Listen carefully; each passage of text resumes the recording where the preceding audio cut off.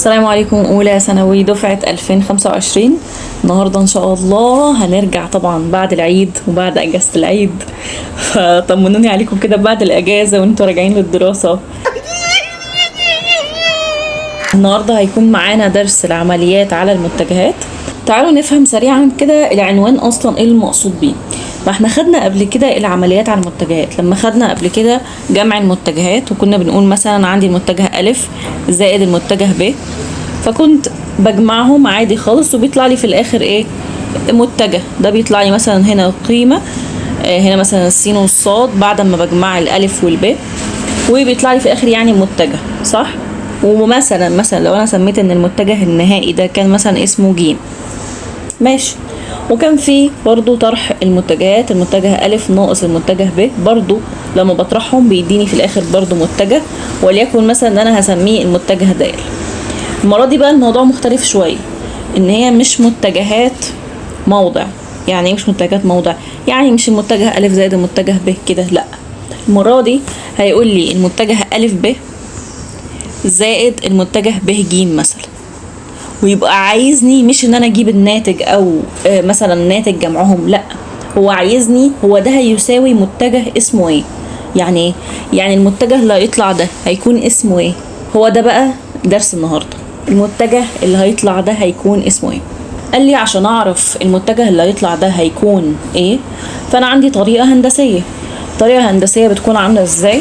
بتكون مثلا انا عندي كنت ماشي، مثلا انا كنت عند النقطه ألف ومشيت الطريق ده، فليكن مثلا ان انا مشيت من ألف رحت الب، تمام. بعد كده مشيت للنقطة من الب لحد ما وصلت للنقطة ج، لان انا كان غرضي الاساسي ان انا اوصل من النقطة ألف لحد النقطة ج، تمام. فقال لي بقى اذا لو انا عايز ألف ب زائد ب ج ده هيساوي ايه؟ فاكرين الازاحة؟ هو انا لما بيبقى ماشي مسافة من ألف ب وبعد كده مشيت ب ج، لو انا طلبت منك انا عايزه الازاحه، هتقول لي ايه؟ هتقول لي الازاحه هي المسافه المقطوعه بين نقطه البدايه لحد ما بوصل لنقطه النهايه، تمام. انا قايله لك ان البدايه كانت الف والنهايه كانت ج، يبقى اذا المفروض ان انت تمشي ازاي؟ من الف لج بالشكل ده، وهتعمل طبعا ايه؟ العلامه السهم هتبقى بالشكل ده. طيب هو كان في الاصل اصلا ايه المسافه اللي انا مشيتها؟ اللي هو من الف لب ثم من ب لج.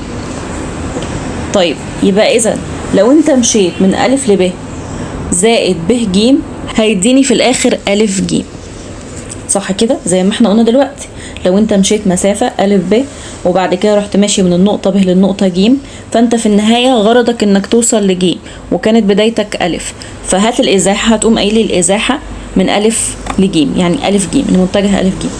دي طريقة اسمها هندسيا، تمام. طيب جه بقى عالم اسمه شال. عالم اسمه ايه؟ اسمه شال، وراح عامل قاعدة شال. قاعدة شال بتقول ايه بقى؟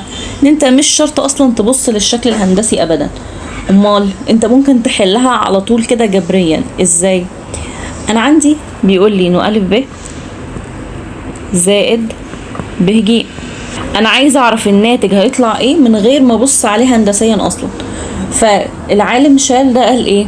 قال ان انت هتحذف الحرفين اللي بيكونوا في النص دول، اللي هو هنا، مش انت هنا عندك ب وهنا عندك ب؟ يبقى احذفهم، احذف دي واحذف دي، تمام. هيبقى لي الحرفين دول اللي هو الاولاني هنا والاخير هنا، فحطهم الف ج، يبقى ده الناتج بتاعك. بس كده، بس كده خلاص، انت كده خلاص خلصت قاعدة شال. طيب تعالوا كده نشوف كذا مثال عليها. مثلا لو انا عندي س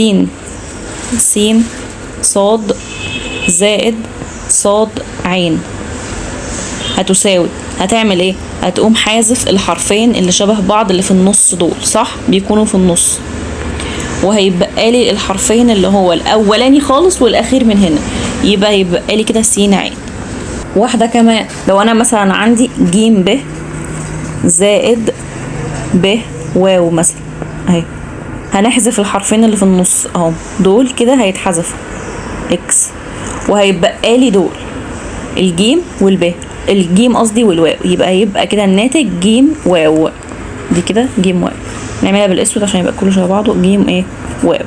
دي اسمها طريقة ايه او قاعدة ايه، قاعدة شال. مفهومة كده؟ يبقى دي بتريحك جدا ان انت مش محتاج تبص للشكل اصلا هندسيا. طيب نكمل بقى على هذا الاساس. مش شرط يكون الشكل عندي مثلث، بمعنى انا ممكن ان انا اعمل مثلا شكل تاني، مثلا رباعي، مثلا نعمل اي شكل رباعي، اي شكل رباعي. الف مثلا ب ج د، ويطلب مني ان انا عايز الف ب. انا وضحته لك اهو بالشكل، بس احنا مش هنحل حتى بالشكل. الف ب زائد ب ج ج د هيساوي ايه؟ طيب انت ممكن تشتغل شكل ازاي؟ هقول لك الطريقتين. لو انت عايز تشتغل هندسيا هتشتغلها ازاي؟ هتقوم قايل انا ماشي الف ب، وبعد كده ب ج، وبعد كده ج د اهو. يعني انا كانت بدايتي حدد البدايه، ادي البدايه وادي النهايه، يبقى انا همشي من البدايه للنهايه، يبقى هي كده بتساوي الف د، خلصت. تمام. طيب انا عايزه احل بقاعده شال، ودي اللي احنا هنحل بيها اصلا. هحل ازاي؟ هقوم قايل الف ب زائد ب ج. ده انا لاحظت ان الحرفين دول متشابهين، اللي هم في النص، يبقى خلاص احذفهم وحط الباقي بس. حط اللي هو الف ج، يبقى الباقي كده معايا الف ج زائد ج د، صح كده؟ طيب الف ج زائد ج د، الموضوع اتكرر تاني، انا عندي الجيم اهو مشترك، صح؟ يبقى احذفهم وحط الباقي اللي هو ايه، اللي هو الف د، يبقى الناتج هيطلع معايا الف د. هو ولا مش هو؟ هو، ولكن دي بقاعدة شال، والاولانية كانت ايه؟ كانت هندسيا على طول. مفهومة كده؟ مفهومة. طيب هسأل سؤال، هو انا لو انا جيت في المثلث الاولاني ده اللي احنا عملناه وطلبت منك، بص بقى كده ركز معايا على المثلث ده كده، وطلبت منك انا عايزه الف ب زائد ب ج زائد ج الف، يا ترى ده هيساوي ايه؟ زائد هنا زائد مش يساوي ج الف، يا ترى ده هيساوي ايه؟ هتقوم قايل لي انا همشي برضو واحده واحده. تمام. الف ب زائد ب ج، خلاص بقى الب دي هتروح مع الب دي، صح؟ الب دي هتروح مع الب دي، هيبقى لي الف ج، يبقى هنا الف ج زائد ج الف. هتبص بقى هنا تلاقي ايه؟ تلاقي ايه ده؟ انا عندي متجهين ولكن عكس بعض في الاتجاه. بمعنى ايه؟ وانا مش كان بيبقى عندي المتجه الف ب اهو الشكل ده، الف ج، الف ج هنا احنا في الف ج، ادي المتجه الف ج، صح؟ هو نفسه المتجه ج الف كمعيار، ركز معايا في الكلمه دي، كمعيار هو نفسه المتجه ج الف. امال هم مختلفين في ايه؟ مختلفين في الاتجاه. فواحده فيهم بتبقى اتجاهها موجب والتانيه بتبقى اتجاهها سالب. وليكن مثلا ان الف ج اللي هو عملناه كده بالاسود كده، اللي هو السهم بتاعه بالاسود كده، وج الف هنعمله بالسهم الايه، الاحمر ده. انتوا عارفين ان دول لو احنا جمعناهم هيبقى الناتج بصفر، اللي هو المتجه الصفري. طب ليه؟ لان كأنك انت عملت ايه؟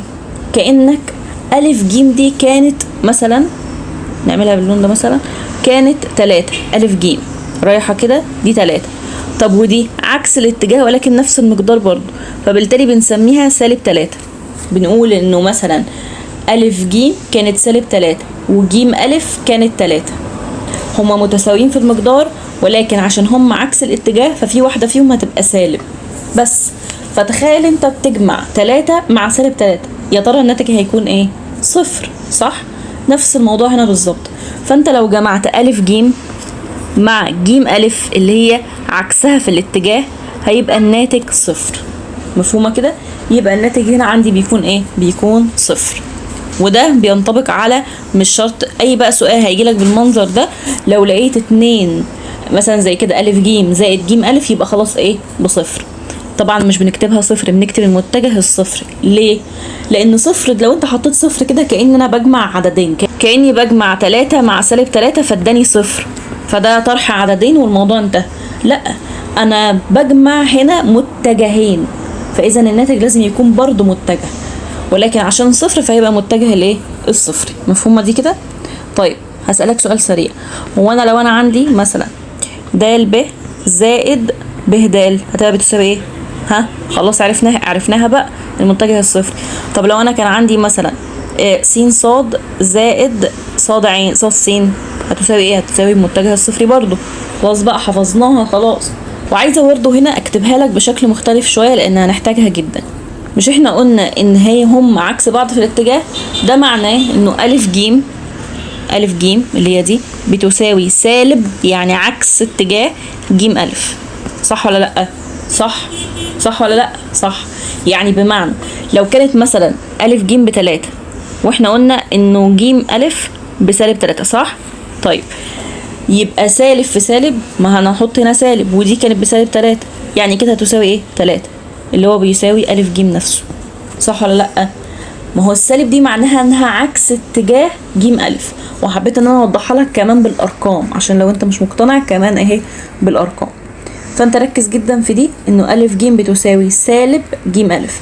يعني كان ممكن في السؤال اللي فات ده اشيل الف جيم واحط سالب جيم الف، وكان يعني كان ممكن دي تقنعك اكتر كمان، لان انت لو حطيت سالب جيم الف هتبقى بالشكل ده، تبقى سالب جيم الف زائد جيم الف، هتبقى مقتنع جدا بقى وانت بتحلها. طبعا هتساوي صفر، واحده ومعكوسها الجمعي فايه بيساوي صفر. تمام؟ فركز جدا في النقطه دي. عندي كمان قاعده اسمها قاعده متوازي الاضلاع. ايه قاعده متوازي الاضلاع دي بقى؟ قاعده متوازي الاضلاع كانك بتراجع على اصلا شويه خواص متوازي الاضلاع، وهفهمك كده كام حاجه فيها سريعا كده. بس نرسم متوازي اضلاع. هو متوازي الاضلاع بيتميز بايه؟ بيتميز ان كل ضلعين متقابلين متوازيين، صح؟ ومتساويين. تمام؟ يعني لو عندي مثلا متوازي اضلاع ا ب ج د، فانا عارف انه ا ب ده بيساوي د ج، صح كده؟ وانه ا د ده بيساوي ب ج، صح كده؟ تمام. وطب انا لو جيت كلمتك في القطرين بتوع الف اللي هو الف ج وب د، هتقول لي ايه عنهم؟ في ناس اتلخبطت دلوقتي وقالت القطرين متساويين. لا طبعا، ده مش خاصيه اصلا من خواص متوازي الاضلاع. في متوازي الاضلاع القطران ينصف كل منهما الاخر. القطران ايه؟ ينصف كل منهما الاخر. بمعنى ان لو انا مثلا كان عندي القطر الف ج ده كان بيساوي 10، فلما هو بيتقاطع مع القطر الاخر فهما الاثنين بينصفوا بعض. بمعنى ان لو انا مثلا سميت النقطه دي م، فهتلاقي لو انا قلت لك انه الف ج بتساوي 10 مثلا، فهتلاقي انه الف م اصبحت ب5 وانه م ج اصبحت ب5. لكن انت القطر التاني عادي، يعني ب د ده مثلا ممكن تلاقيه مثلا ب8 عادي خالص، ولكن برضه هيتنصف، فهتلاقي ب م هيساوي 4 وم د هيساوي 4. فاهمين؟ فلذلك احنا بنقول ايه؟ بنقول ان هما بينصفوا بعض، يعني القطران ينصف كل منهما الاخر. فبالتالي لو انا مثلا عملت اي علامه، مثلا ان الف م ده هيساوي م ج، وان مثلا نعمل علامه نجمه مثلا، اي حاجه، ب م بيساوي م د. مفهومه كده؟ مفهوم. ده سريعا كده متوازي الاضلاع. طيب يجي مثلا السؤال يقول لي ايه؟ يقول لي مثلا هو انا لو انا جمعت الف ب مثلا زائد ب ج هيساوي ايه؟ اصلا نفس الفكره بالظبط. انت ممكن تحلها هندسيا بالشكل ده، ممكن تحلها على طول. انت هتشيل الب مع الب فهيبقى لي ايه؟ هيبقى لي الف ج، ماشي. او ممكن تحلها هندسيا، بمعنى هتقوم قايل ده انا الف ب زائد ب ج، الف ب زائد ب ج يبقى اكيد هيساوي الف ج. مفهومه؟ طيب انا هسألك سؤال. انت عارف ان هو ممكن في مسائل يطلب منك انك تفك، وانا هوريك المسائل بتبقى شكلها عامل ازاي، ان انا اللي بفك الف ج. يعني ايه؟ يعني انا اللي عايزك اجي مثلا اقول لك الف ج، ابقى عايزك ان انت تفكها. بمعنى انت اللي تطلع لي انه الف ج بتساوي الف ب زائد ب ج. يعني الموضوع العكس، مش احنا كنا دايما بيجي لنا مثلا الف ب زائد ب ج ومجموعهم، فانا اللي اطلع انها بتساوي الف ج. المره دي العكس، لو انا طلبت منك انا عايزه الف ج بتساوي ايه، هتعملها ازاي؟ هتقولي ببساطه انا عارف البدايه وعارف النهايه، هشوف بس طريق يوديني من البدايه للنهايه. ده الموضوع بسيط جدا، الموضوع بسيط بجد جدا. طيب تعالوا كده نشوف الطريق ده. عشان اوصل لالف ج همشي ازاي؟ عشان اوصل لالف ج يعني دي بدايتي ودي نهايتي، فانا ممكن امشي الف ب زائد ب ج زي ما احنا عاملين. تمام. وممكن امشي طريق تاني على فكره. ايه هو الطريق التاني؟ ممكن امشي، بصوا كده، الف ج اهي هتساوي، ممكن امشي الف د زائد د ج. صح كده؟ مش ده في النهاية برضه هيوصلني لجيم، هيبقى بدايتي ألف ونهايتي جيم. تمام، يبقى ده كمان ممكن يوصلني بألف د زائد د ج، هنحتاجها فخليك عارفها. طيب هسأل سؤال أخير في الصفحة دي. لو أنا مش أنا كنت قايله لك إن لو أنا جمعت ألف ب مثلا، ألف ب نشيل دي كده ثانية، ألف ب زائد ب ألف، صح كده؟ عكست، فإذا هما الاتنين كده ضد بعض في الاتجاه، فكنت بتقولي إن دي أكيد بتساوي إيه؟ خلاص أنت حفظتها، المتجه الصفري. وعلى فكرة المتجه الصفري ممكن يترمز له بواو عليها متجه، أو بصفر كده عليها إيه؟ متجه. تمام؟ طيب هسأل سؤال تاني بمناسبة متوازي الأضلاع ده. هو أنا لو جمعت، ركز بقى كده معايا، ألف ب زائد د ج، انت عارف ان دي هتساوي المتجه الصفري برضو؟ استغربت ولا منطقية بالنسبة لك؟ تعالوا نشوف كده. هو انا ايه اللي خلى اصلا ألف ب زائد ب ألف لما اتجمعوا مع بعض خلاهم بصفر؟ فانت هتقولي لان هما الاتنين نفس المعيار، دي رقم واحد. رقم اتنين ان هما الاتنين عكس بعض في الاتجاه، فمثلا واحدة هتبقى 5 والتانية هتبقى 5 كمعيار، ولكن في واحدة هتبقى هيتحط قصادها سالب كدلالة ان هي عكس اتجاه التانية، صح؟ مثلا ألف ب هتبقى 5 وب ألف هتبقى سالب 5، فهم متساويين في المعيار ولكن عكس بعض في الاتجاه. حلو قوي. طب ما هو نفس الكلام ده حصل هنا، ولا هو يعني عشان الرموز مش متشابهة؟ لا، نفس الكلام هنا حصل. ازاي؟ تعالى كده نشوف دي. ألف ب زائد د ج، ألف ب زائد د ج، مش أنا قايله لك إن في متوازي الأضلاع كل ضلعين متقابلان بيكون إيه؟ متوازيان ومتساويان. امسك في التساوي. التساوي دي معناها إيه؟ إن هما متساويان في المعيار. تمام، يعني ده كده أول شرط اتحقق. طيب بص كده، ألف ب ماشية ازاي؟ ماشيةكده ألف ب. طيب ودال ج، معلش ثانية، دي مش دال ج، دي هنا جيم دال. تمام، يبقى ألف ب زائد جيم دال. جيم دال ماشية ازاي؟ ماشية كده. خدت بالك ان هما الاتنين كده متساويان في المعيار لان هما موجودين في متوازي اضلاع ومتقابلان يعني، وعكس بعض في الاتجاه. اذا الشرطين اتحققوا، يبقى خلاص، يبقى اذا بيساوي المتجه الصفر. خلصوا. صح ولا لا؟ مظبوط. تمام، هنحتاجها جدا في المسائل. تعالوا بقى نشوف، احنا دلوقتي خدنا جمع المتجهات، نشوف بقى طرح المتجهات كده سريعا. طرح المتجهات، ايه بقى موضوع طرح المتجهات ده؟ احنا خدنا جمع المتجهات، طب ايه موضوع طرح المتجهات ده؟ لو انا مثلا عندي متجه ألف ب ناقص المتجه ألف ج، ده هيساوي ايه؟ ألف الطرح انه بشيل الأول مع الأول، بمعنى اللي هو الحرف الأول طبعا لازم يكونوا متشابهان، فهشيل ألف مع الألف وهيبقى لي الب والجيم، صح؟ هكتبه جيم ب، جيم ب كده، يعني ده كده بيساوي جيم ب. خلصت. طب واحدة كمان مثلا س صاد ناقص س عين هيساوي نفس الكلام، هتشيل أول حرف من هنا أول حرف من هنا اللي هو طبعا متشابهان، يعني لازم يكونوا متشابهان، وبعد كده الأخير ناقص الأول واحد اللي هو هنا، يبقى هتبقى عين صاد، أو خليها مثلا بالأسود أهو، عين صاد. مثلا يجيب لي جيم ب ناقص جيم صاد هيساوي نفس الكلام، برضو هيتشال أول حرف مع أول حرف وهيبقى صاد جيم، صاد قصدي ب، صاد ايه؟ صاد ب. مفهومة كده؟ مفهوم. يبقى ده طرح المتجهات سريعا. نشوف بقى كده أول سؤال ونشوف هنحله ازاي.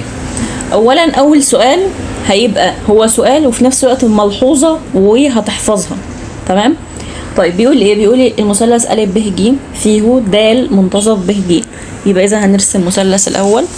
ادي مثلث اهو، مثلث أ ب ج أ ب ج. قال لي ايه بقى؟ قال لي انه د منتصف ب ج اهو، د منتصف ب ج. طبعا اي نقطة بتكون منتصف يبقى هتقسم القطعة اللي هي بتقع عليها لجزئين، يعني ده كده، يعني ب د كده اصبح بيساوي د ج. اثبت ان أ ب زائد ألف ج بيساوي 2 ألف د. ماشي، يعني هو كده عايز في حاجة ألف د اهو، ألف د كده بالشكل ده. طيب يلا نحل. ده إثبات عادي خالص، يبقى احنا هنثبت إن الطرف الأيمن بيساوي الطرف الأيسر. ناخد الطرف الأيمن، بنبص على الطرف الأيمن لقيناه ألف ب زائد ألف ج. ثواني كده، احنا عارفين إنه الجمع لازم يكون مثلا حاجة زي كده ألف ب زائد ب ج، عشان أقوم قايل يبقى كده الرقمين اللي هو الرمزين اللي في النص هيتشالوا وهيبقى معايا ألف ج، صح كده؟ ولكن ده ما تطبقش هنا خالص. فأعمل إيه بقى في الحالة دي؟ في الحالة دي انت لازم تمسك كل واحدة وتختصرها. يعني ايه تختصرها؟ يعني تشوف او تفكها بمعنى اصح. زي ما انا قلت لك في الصفحة اللي فاتت لما جينا نشرح، وقلت لك ممكن يطلب مني ألف ب زي هنا كده وألف ج. انا هضطر بصوا بقى دلوقتي اعمل ايه؟ اقسمهم كده، ألف ب لوحدها وألف ج لوحدها، وهبدأ ان انا افكها. يعني ايه افكها؟ يعني اشوف ايه الطريق اللي وصلني لان في الاخر يبقى الناتج بتاعي ألف ب، ونفس الكلام ان الناتج بتاعي يبقى ألف ج. يعني نشوف ألف ب هتبقى ايه. ألف ب في ناس هتقوم قايلة، انا ممكن اقوم قايل ألف ج زائد ج ب، هيوديني الى ان الناتج هيبقى بتاعي ألف ب. ماشي، صح كلامك مظبوط. وفي ناس تانية تقول لا، انا همشي بشكل مختلف. ازاي؟ همشي ألف د زائد د ب. الطريقين صح، ما فيهمش مشاكل، ولكن المفروض ان انت تكون بتختار الطريق اللي يخدمك في السؤال. بمعنى هو في الطرف اللي الايسر اصلا كان فيه ايه؟ كان فيه ألف د، يبقى اذا احسن حاجة ليك ان انت لازم ان انت تمشي في طريق يكون فيه ألف د. طيب انهي طريق كان فيه ألف د؟ هل الطريق اللي هو ألف ج زائد ج ب، ولا الطريق اللي هو ألف د زائد د ب؟ ها، برافو، الطريق اللي هو كان ألف د زائد د ب. يبقى نكتبه كده، يبقى كده ألف د زائد د ب. ده كده أول طريق. نعمل نفس القصة في ألف ج. ألف ج عشان أمشيها مشيتها إزاي؟ بس هنعملها بلون مختلف عشان تظهر لك على الرسم. ماشي، ألف ج مشيتها إما إن أنا مشيت ألف ب ثم ب ج، أو مشيت ألف د ثم د ج. ها، أنا لقيت ناس بدأوا يردوا خلاص، لا أكيد أنا همشي الطريق التاني اللي هو ألف د زائد د ج. ليه؟ عشان ده فيه ألف د، عشان ده فيه ايه؟ ده فيه ألف د، فأقدر إن أنا هيخدمني في الطرف الأيسر أو موجود في الطرف الايه؟ الأيسر. بس كده خلاص. بعدها هتعمل ايه؟ هتشوف هو كان عامل عملية ايه؟ بصوا كده، مش هو كان عامل ما بينهم عملية جمع اهي، دي ألف ب ودي ألف ج، وكان عامل ما بينهم عملية جمع. يبقى إذا انت هتقول نفس الكلام برضو بالجمع. خلصت. يبقى ألف ب زائد ألف ج هتساوي، شوف الأول المتشابه كده، هتلاقي عندك ألف د مع ألف د يبقى 2 ألف د. طيب وإيه تاني؟ وعندك د ب مع د ج. وقف كده شوية وفكر. د ب مع د ج، بص كده، د ب بص كده السهم بتاعها رايح فين أهو.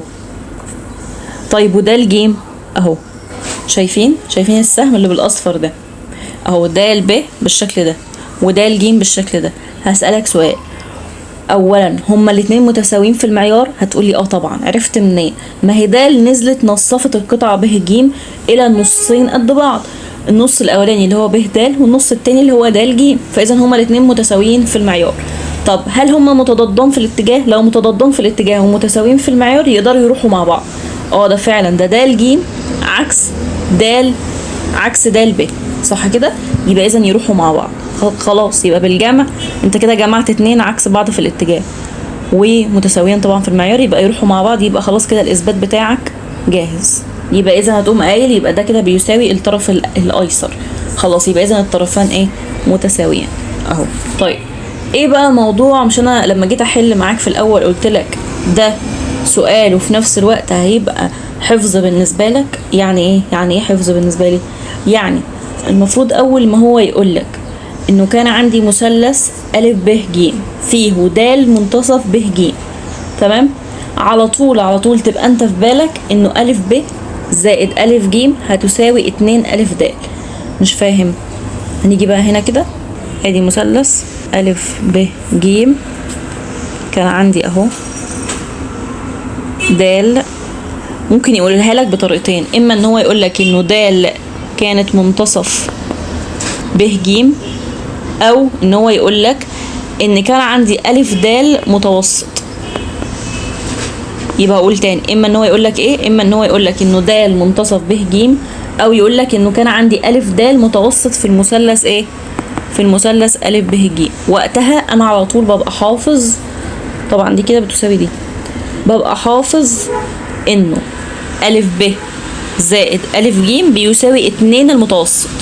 هقول تاني، ا ب زائد ا ج هيساوي 2 الايه، 2 المتوسط اللي هو ا د. مفهومه؟ ا ب زائد ا ج بيساوي 2 من المتوسط اللي هو ايه، اللي هو ا د. تمام؟ ماشي. نشوف السؤال اللي بعده. المرة دي بيقول لي ا ب ج د رباعي فيه ه منتصف ا ب وواو منتصف ج د، اثبت ان ب ج زائد ا د بيساوي 2 ه واو. شكل رباعي، ارسم اي شكل رباعي، اي شكل رباعي عادي، مثلا شكل اهو. يبقى ا ب ج د. قلنا ايه؟ قلنا انه ه منتصف ا ب، ادي ه منتصف ا ب، وواو منتصف ج د، وادي واو منتصف ج د. اثبت ان ب ج زائد ا د بيساوي 2 ه واو. اذا نوصل ه واو دي عشان تبقى ايه، واخد بالك. طيب اول حاجه بسال نفسي، هل ينفع اجمع بشكل طبيعي اللي هي بقاعده شال ب ج زائد ا د ينفع اجمعها بشكل طبيعي؟ طبعا لا، صح؟ فاذا هضطر ان انا افصلهم. هقوم جايب ب ج لوحدها والف د لوحدها، وطبعا بعد كده هقوم عامل عمليه جمع لان كان ما بينهم عمليه جمع. نعمل بس كده اهي. طيب ب ج هتبقى ايه؟ ب ج هسال نفسي عشان اوصل من ب لج، يعني بدايتي كانت ب ونهايتي كانت ج، يعني كأن دي كده الازاحه بتاعتي. انا ممكن اكون مشيت مسافه قد ايه؟ ممكن اكون في ناس تقوم قايله انا همشي ب ه ثم ه واو ثم واو ج، وفي ناس تانية تقوم قايله لا انا مش همشي كده. امال انا همشي ازاي؟ انا همشي ب الف زائد الف د زائد د واو. طب ايه الاحسن؟ الاحسن حسب الطرف الايسر اللي هو موجود الناحيه التانية.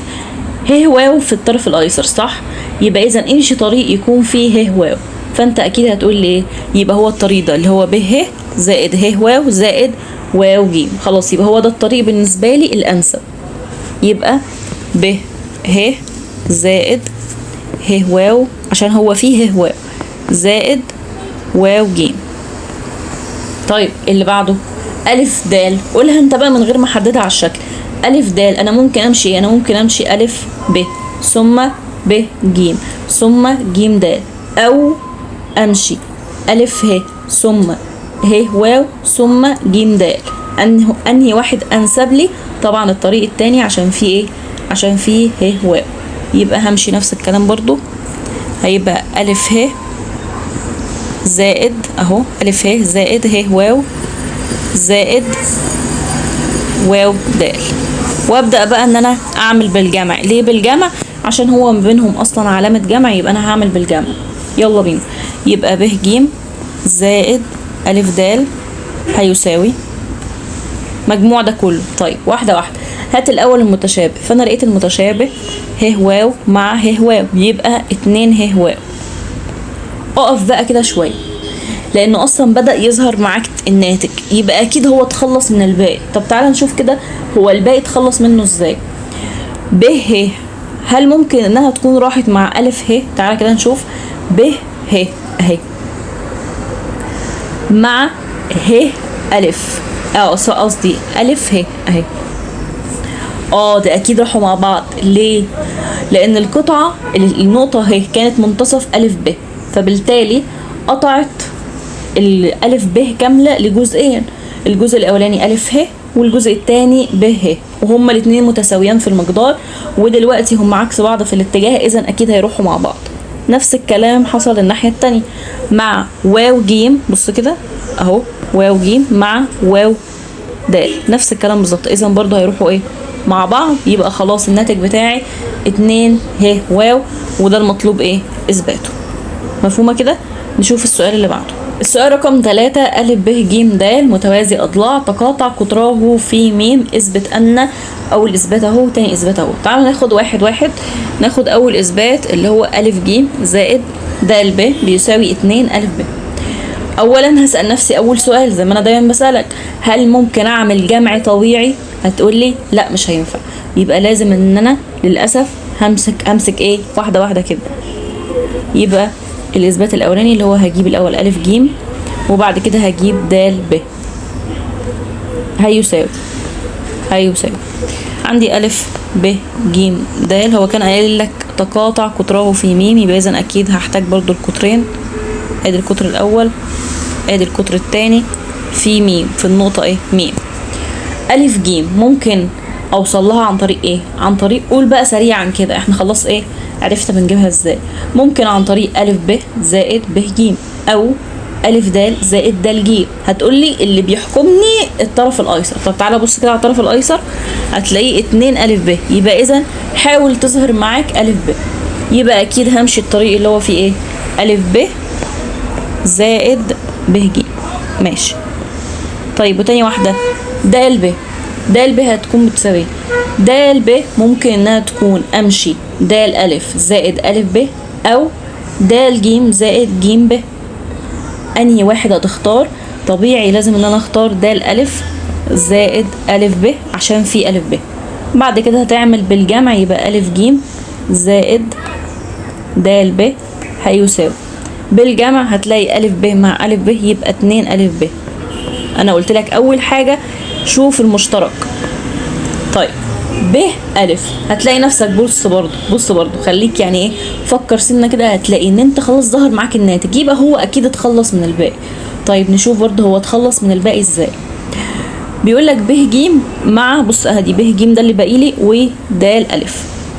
ب ج اهو، حط لي السهم. د أ اهو، لا اكيد اتخلصوا فعلا مع بعض. ليه؟ اكيد راحوا مع بعض. ليه؟ اولا ده متوازي اضلاع، يعني كل ضلعين متقابلان متساويان، برافو.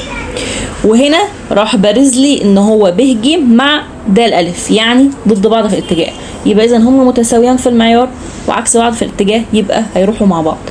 يبقى كده الناتج خلاص بيساوي 2 أ ب، يعني بيساوي الطرف الايسر. يعني الطرفين كده ايه، ده الطرف كده اهي، الطرفين متساويين.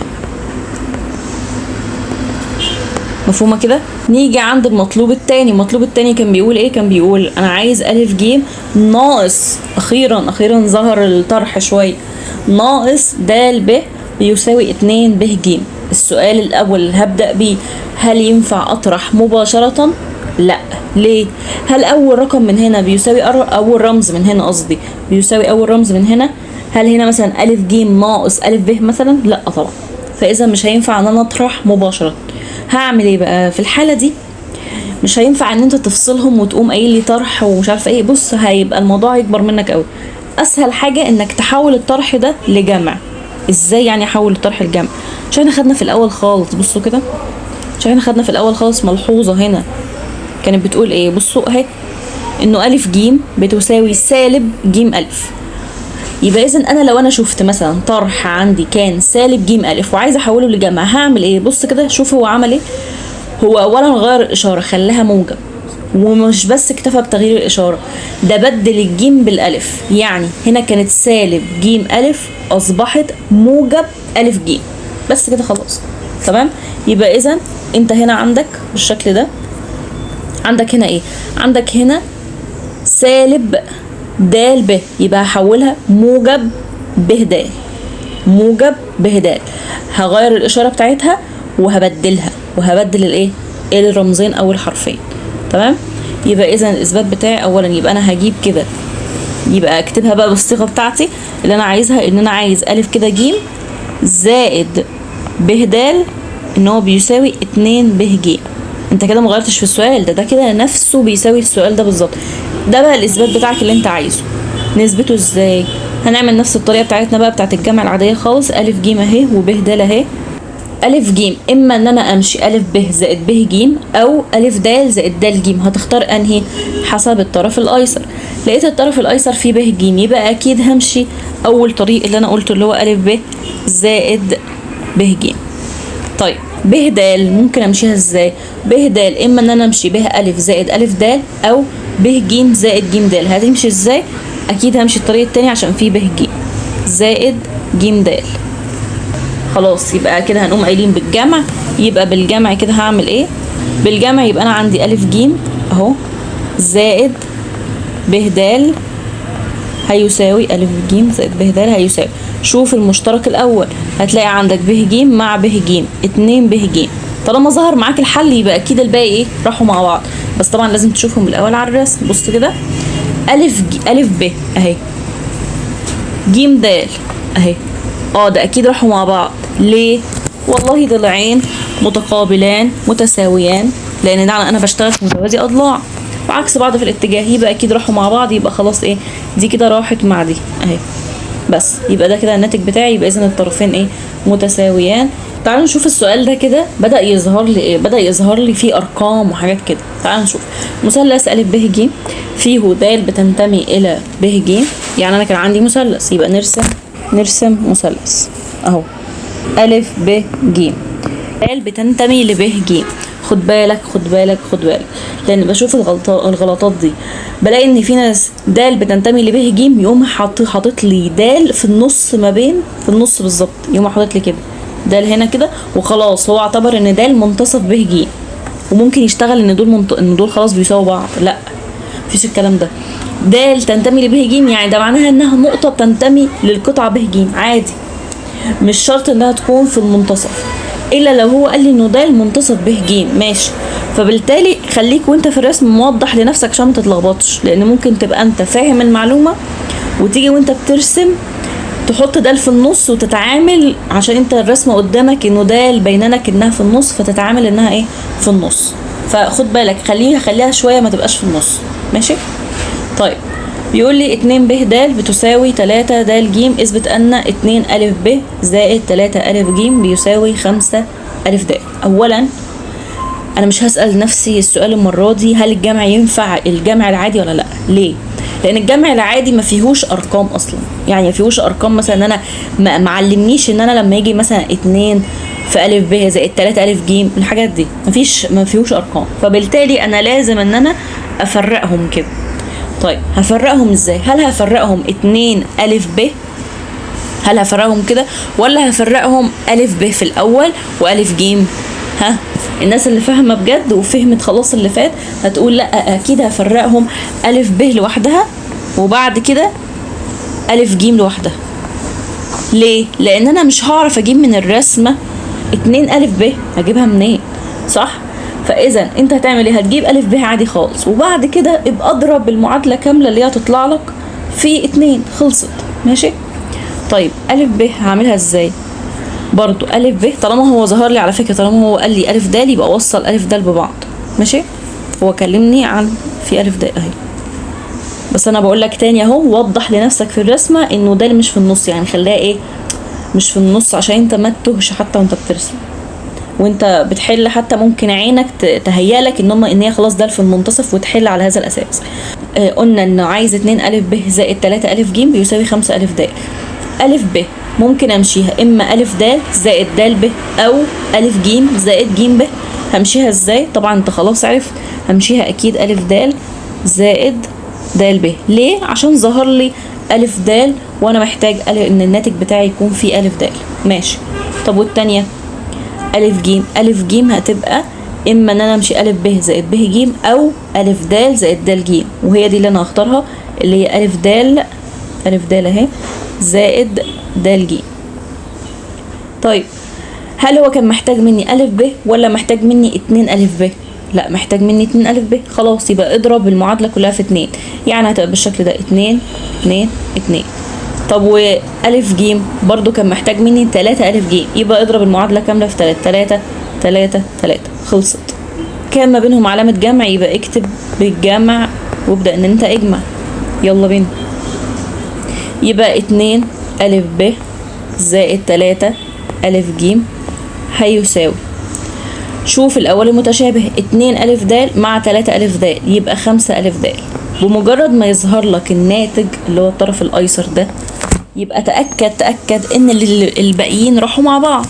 بس فانت كل اللي انت هتعمله ان انت هتتاكد ان هما بس راحوا مع بعض. شوف كده بقى ايه اللي باقي لك، 2 د ب مع 3 د ج، هل هيروحوا مع بعض ولا مش هيروحوا مع بعض؟ بص ارجع كده للسؤال، هتلاقي ان السؤال اصلا كان قايل لك انه 2 ب د، ركز، 2 ب د بيساوي 3 د ج، بيساوي 3 ايه؟ د ج. يعني بمعنى 2 ب د بيساوي 3 د ج، يعني مثلا لو دي كانت 5 فدي بقى دي كمان 5 قيمتها مثلا، ماشي؟ طب هل الاتنين متساويين؟ فكده مش هينفع يروحوا مع بعض. بص لي كده على اول واحده، ده هو عمل ايه؟ راح كاتب لك 2 د ب، واللي مكتوبه فوق كانت 2 ب د، يعني العكس. يعني دي كده المفروض سالب 5 مش 5، لو انا هتكلم كقيم واوضح لك اهو بالقيم، يعني دي المفروض سالب 5. طب والتانيه؟ لا التانيه 5 عادي خالص، صح؟ يعني راحوا مع بعض. مفهومه؟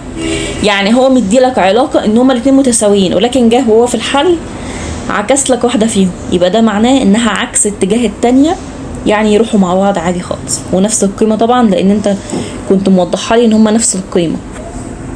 مفهومه ولا لا؟ مفهومه. تمام، يبقى كده الطرفين متساويان، خلاص يبقى انت كده حليت الايه؟ السؤال، وده الاثبات. نيجي على السؤال اللي بعده، بيقول اذا كان 4 المتجه م ناقص 3 س ص، اللي هو متجه س ص، بيساوي 4 ع ص زائد 7 ص س، اثبت ان المتجه م بيساوي ع س. يعني فكره سنه اعلى شويه بس فكره حلوه. اولا هسال نفسي سؤال، هو طالب مني ايه؟ طالب ان المتجه م يطلع في الاخر بيساوي ع س، ماشي. طيب همسك الطرف الايمن، مش انا محتاج م متجه م، صح؟ طب بص لي كده في اللي هو مديه، اللي هي المعادله اللي هو مديها لي دي، ده هو الميم مضروبه في 4 ومش لوحدها اصلا في طرف. طب خلاص خليها في طرف الاول. اول مشكله ان انت عايز م تبقى في طرف لوحدها، خليها في طرف لوحدها. يبقى 4 المتجه م هيساوي 4 ع ص زائد 7 ص س، صح كده؟ تمام. زائد 3 س ص، جت دي منين؟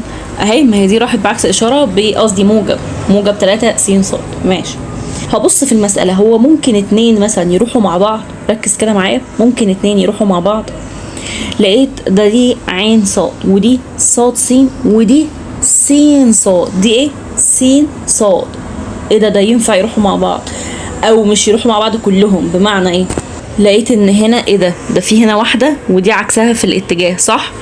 اذا خلاص لو اتجمعوا مع بعض بيبقى الناتج ايه؟ بيبقى الناتج بصفر. بس ركز، ده دي 7 منها ودي 3، يبقى اذا كانها تاخد منها 3 بس، كانك بتطرح 7 ناقص 3 بس، هيطلع لك ايه؟ هيطلع لك 4. 4 ايه بقى؟ 4 ص س، اللي هي ص س اللي كانت في ال7، صح؟ يبقى اذا هنا الناتج عندي هيبقى 4 ص س. 4 يبقى دي كده هتبقى 4 ع ص الاول زائد 4 ص س، ماشي. طيب بص كده تاني، ركز كده، ده ايه ده في حاجه وضحت لي دلوقتي اكتر. ايه هي؟ ده هنا وضح لي ان انا ممكن اعمل جمع عادي. ازاي؟ بص كده، الرقمين دول متساويين، صح؟ يبقى خلاص، يبقى انت ممكن توديهم مع بعض كده ويبقى لك ع س. طيب وطبعا الاربعه هي طب انا ممكن اعمل كده، ما انت عندك الاربعه هنا وهنا 4، يعني انت ممكن تاخد الاربعه اصلا عامل مشترك ويبقى لك ع ص زائد ص س، كده هيساوي، قلنا الصاد هتروح مع الصاد، صح؟ اللي هو الجمع العادي بتاع قاعده شال، يبقى هيبقى لي 4 ع س، صح كده؟ ودي هنا 4 المتجه م، خلاص اقسم على 4، الاربعه راحت مع الاربعه، يبقى المتجه م طلع بيساوي ع س. هل ده اللي هو كان طالبه؟ تعالوا كده نشوف اهو، بيساوي ع س فعلا. يبقى كده ايه؟ السؤال اتحل. مفهومه؟ فهو ممكن يجيبها لك بالشكل ده مثلا، ايه معادله كده وعايز اثبات برضو سؤال بسيط خالص، ولكن فكرته برضو ناخدها. طيب برضو في الدرس ده ممكن يسألك مثلا انا عايز ا ب مثلا، او معيار المتجه ا ب، فبجيبه ازاي؟ انا ا ب اصلا المتجه ا ب بجيبه عن طريق التاني ناقص الاول، التاني ناقص الاول، او النهايه ناقص البدايه، اللي هو المتجه ب ناقص المتجه ا. هسأل تاني، لو انا مثلا عندي المتجه، هو عايز مني المتجه مثلا ج ب، فتساوي ب ناقص ج، النهايه ناقص البدايه. لو انا مثلا عندي د ا هيساوي ا ناقص د، النهاية ناقص البداية، النهاية ناقص البداية، النهاية ناقص البداية. لو أنا مثلا عندي س ص هيساوي ص ناقص س، النهاية ناقص البداية، النهاية ناقص البداية. مفهومة كده؟ يبقى إذا لو هو عايز أ ب يبقى هتبقى نفس الكلام، النهاية ناقص البداية يعني ب ناقص البداية. هنا طالب مني المعيار، يعني بعد ما تجيب أ ب بيساوي هتقوم حاطط ايه؟ جايب المعيار بتاعها. طبعا انا ما ينفعش اجيب معيار الحاجه ما اعرفهاش، صح؟ فانا لازم اجيب ا ب الاول، فهجيب ا ب الاول هيساوي الب عندي اللي هي الب ناقص أ، يعني السين ناقص السين، يعني 2 ناقص واحد يعني 3، 1 ناقص 5 يعني -4. يبقى الإجابة 3 وسالب 4. هل هو عايز أ ب؟ لا، ده هو عايز معيار أ ب. هيساوي جذر س تربيع زائد ص تربيع يعني 9 زائد 16 يعني هيساوي 5. طبعا المعيار وحدة طول. مفهومة؟ تمام. سؤال من الأسئلة برضو اللي بتيجي في الدرس ده، أ ب ج د متوازي أضلاع فيه النقط دي. نرسم الأول متوازي أضلاع. كان عندي أ ب ج د متوازي أضلاع، كان عندي النقطة أ ب3 وصفر، والنقطة ب بصفر و4، والنقطة ج بسالب 2 وسالب 1، وكان عايز النقطة د. تمام. عايز النقطة ايه؟ عايز النقطة د. بتصرف ازاي في الحالة دي؟ ده سؤال مرتبط بخواص ايه؟ متوازي الأضلاع. بمعنى ايه؟ مش احنا عارفين ان متوازي الأضلاع كل ضلعين يلا يا عم الحاج، يلا يا عم الحاج، احنا ناقصين لمخه في الكلام. كل ضلعين متقابلين متوازيين، صح؟ ومتساويين، ماشي. ولذلك بيحصل ما بين كل ضلعين كل ضلعين تكافؤ. يعني ايه؟ يعني هتلاقي انه أ ب بيكافئ المتجه أ ب بيكافئ المتجه د ج. خد بالك فاكرين تكافؤ متجهين؟ كان بيحصل التكافؤ امتى؟ لما بيكونوا في ناس قالت متساويان في المعيار ولهما نفس الاتجاه. مظبوط. طيب ما هو أ ب ود ج هم اصلا ضلعان متقابلان متساويان ومتوازيان. طيب وانت يعني الحاجه بس اللي تاخد بالك وانت بتكتب التكافؤ انك تظبط ان هم يكونوا في نفس الاتجاه، لان في ناس بلاقي ان في ناس بتكتب ازاي أ ب بيساوي ج د. انت كده بوظت التكافؤ. ليه؟ لانه أ ب كده عكس اتجاه ج د، والتكافؤ لازم يكونوا، انا معاك ان هم متساويان في المعيار، ولكن انت كده خليتهم ضد بعض في الاتجاه. فخد بالك ان انت لما تطلع ضلعان متقابلان متكافئان لازم تطلعهم نفس المعيار ونفس الاتجاه. ماشي؟ طيب ممكن ان انا اطلع من متوازي الاضلاع ده انه أ ب بيكافئ د ج، يعني بيساوي د ج، او ان انا اقول انه أ د بيكافئ ب ج، واشتغل باي واحده منهم. ماشي؟ يا تشتغل بدي يا تشتغل بدي. طب انا هشتغل ازاي اصلا باي واحده منهم؟ او هشتغل ايه اللي هيفيدني فيهم او بمعرفه المعلومه دي ان انا اجيب النقطه د؟ هقول لك هتفيدك جدا. ليه بقى؟ تعالوا كده نشوف. لان انت لسه واخد انه أ ب بقدر افكها ب ناقص أ، صح؟ ود ج بقدر افكها د ناقص قصدي ج ناقص د، صح؟ يعني دي هتتفك ازاي؟ هتتفك ب ناقص أ، ودي هتكون بتساوي كده، فك دي كده، فك د ج هتبقى ج ناقص د. خلاص. عوض، لما تيجي تعوض هتلاقي في النهايه هيطلع لك قيمه الدال اللي هو المتجه د اللي انت محتاجه. ازاي؟ هتحط ب الاول ناقص أ هيساوي اهو ناقص المتجه د. ب هتبقى اللي هي النقطه 0 و4، أ هتبقى اللي هي النقطه 3 و0، ج هتبقى اللي هي النقطه -2 وسالب 1. هنظبط دي. 0 ناقص 3 يعني -3، 4 ناقص 0 ب4 هيساوي. طيب هسأل سؤال. مش انت عايز، بص كده، او خلينا نكمل خطوه خطوه عشان ما تتلخبطش. اهو ناقص المتجه د. انت محتاج ايه؟ انت محتاج المتجه د، ولكن هو هنا في اشاره ايه؟ سالبه. طب وديه هنا بعكس الاتجاه هيبقى باشاره موجبه، هيبقى المتجه د هنا. طيب انت مش عايز دي برضو، مش عايز المتجه ده، وديه الناحيه التانيه، يبقى هنا -2 وسالب 1 عادي خالص. وودي دي بعكس اشاره هيبقى -3 و4. عملت ايه؟ وديت اللي انا مش عايزه ده الطرف التاني بس. خلاص. يبقى هيساوي -2 سالب -3 يعني موجب 3. وسالب 2 يعني 1 وسالب 1 سالب 4 يعني سالب 5. يبقى المتجه د قيمته طلعت بكام؟ ب1 وسالب 5. اخر سؤال معانا، وعلى فكره في اسئله كتير من اللي احنا حليناها موجوده اوريدي في كتاب المعاصر، وده كمان سؤال موجود في كتاب المعاصر، تقريبا كان السؤال رقم 30 في المقال. السؤال بيقول أ ب ج د شبه منحرف فيه أ النقطة هي قدامك، وكان لو لاحظت هتلاقي ان النقطة د هي اللي فيها مجهول ك. هو فعلا عايز اوجد قيمة ك إذا كان أ ب بيوازي د ج. طيب انت اولا هو بيقول لك اذا كان أ ب بيوازي د ج، احنا كده كده عارفين ان متوازي الاضلاع قصدي شبه المنحرف بيكون فيه ضلعان متوازيان، تمام؟ فكده انا عرفت مين فيهم اللي متوازي. أ ب بيوازي د ج، يبقى اذا وانت بترسم خد بالك ضلعان متوازيان وغير متساويان. مفهوم كده؟ ضلعان شبه المنحرف فيه ضلعان متوازيان وغير متساويان، فما تخليهمش متساويان وانت بترسم. مثلا نخليهم مثلا بالشكل ده، مثلا حاجه كده، ده كده اهو. يبقى أ ب د ج. ليه عملت كده؟ عشان يكونوا متوازيان. يبقى ماشي، يبقى هما كده متوازيان. طيب من التوازي ده ممكن تفهم ايه؟ مش احنا ممكن ان احنا نحقق شرط التوازي؟ يعني ايه؟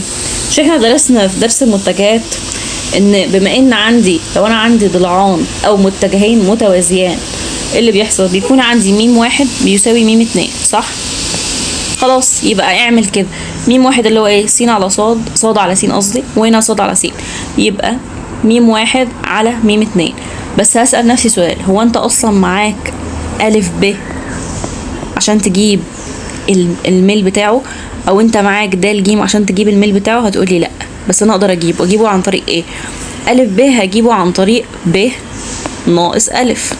طب هاتوا كده سريعا، ب ناقص أ اهي، يبقى 4 ناقص 2 يعني 6، وسالب 1 ناقص 3 يعني موجب 3، وسالب 1 يعني 2. يبقى ده كده أ ب، يبقى الميل بتاعه هيكون 2 على 6. ماشي، ادي اول خطوة. طب التاني هيكون عامل ازاي؟ التاني هيكون اللي هو د ج اللي هو هيكون ج ناقص د، ج ناقص د اهي، ج ناقص د، يبقى 2 ناقص 1 يعني 3، و5 ناقص ك. مفهومة كده؟ يبقى دي هتبقى 5 ناقص ك على 3. بس اعمل بقى طرفين في وسطين، هيبقى 5 ناقص ك هيساوي 6، صح؟ ودي طبعا مضروبة كمان في 6. هو 2 في 6 عملنا ده 2 في 3 قصدي ب6، ودي 6 في 5 ناقص ك. وزع او موسم اصلا على ال6 عشان تتخلص على طول منها. يبقى هنا في 1، يبقى هنا 5 ناقص ك، يبقى الكاف كده هتساوي، وديت الكاف بعكس اشارة، يبقى هنا هتبقى 5، وودي الواحد بعكس اشارة، يبقى 5 ناقص 1 يعني هتساوي 4. كاف اصبحت بتساوي 4. خلاص يبقى انت بعد كده شيل بقى الدال اللي انت كده انت كنت في نقطة ما كنتش عارف، صح؟ شيل بقى الكاف دي هنا، وحط هنا 4 بس. خلاص. طيب ده كده اول مطلوب. تاني مطلوب ايه؟ اثبت ان ج ب عمودي على أ ب. انتوا عارفين ان احنا بالشكل ده المفروض ان احنا نعدل على الرسمة. عارفين ليه؟ لان هو دلوقتي حوله لشبه منحرف قائم، ماشي؟ فانت لازم تعدل على رسمتك. بمعنى هنعدل على الرسمة، هنخلي كده، يبقى كده المفروض نعمل دي كده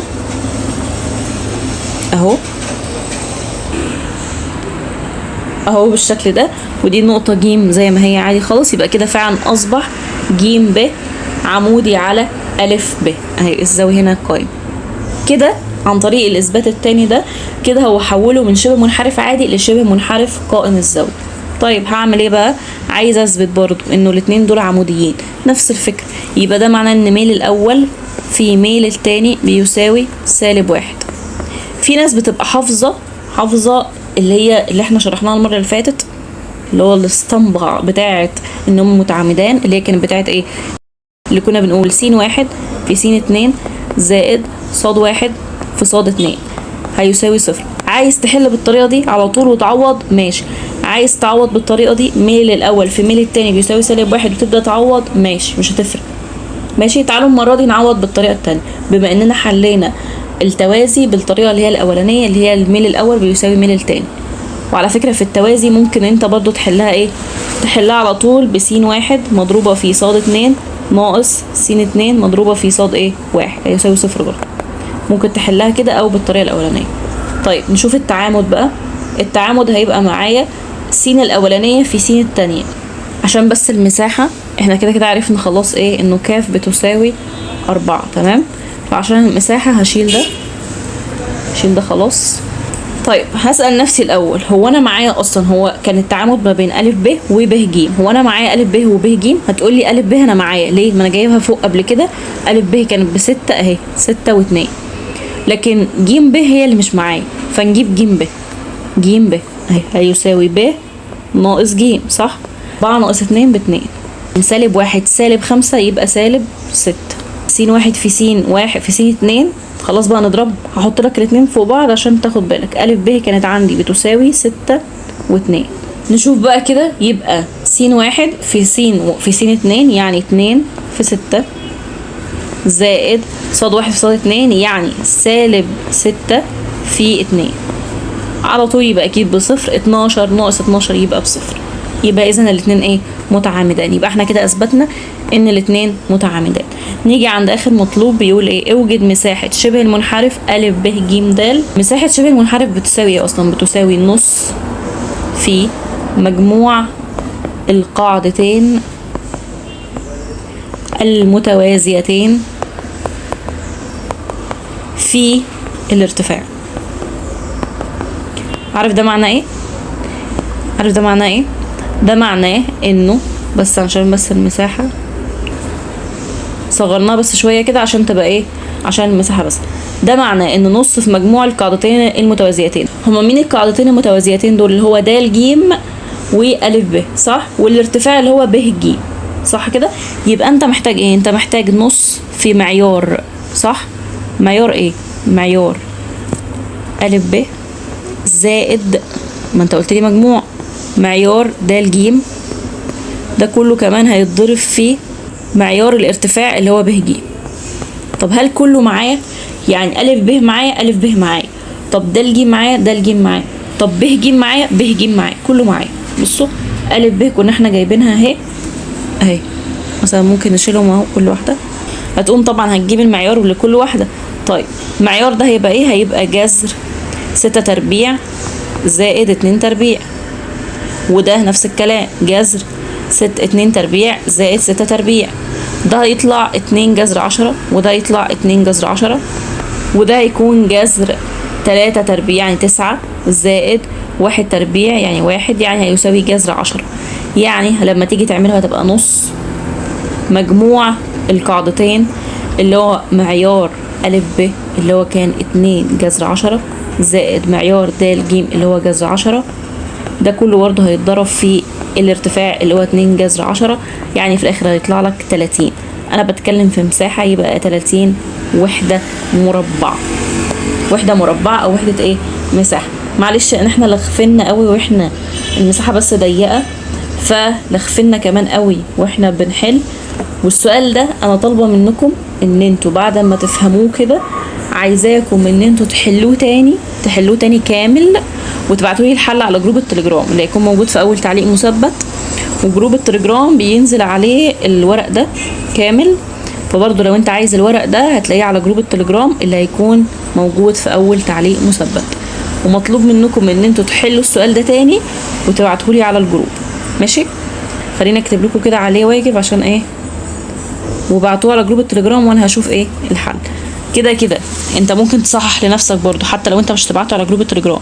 كاف طلعت معانا في الاخر ب4 والمساحة طلعت معانا في الاخر ب30. تمام. فانت لو طلع معاك النواتج دي 30 طبعا وحدة مربع، لو طلع معاك النواتج دي يبقى انت حليت صح. بس كده خلاص. اشوفكم ان شاء الله الحصة الجاية. سلام.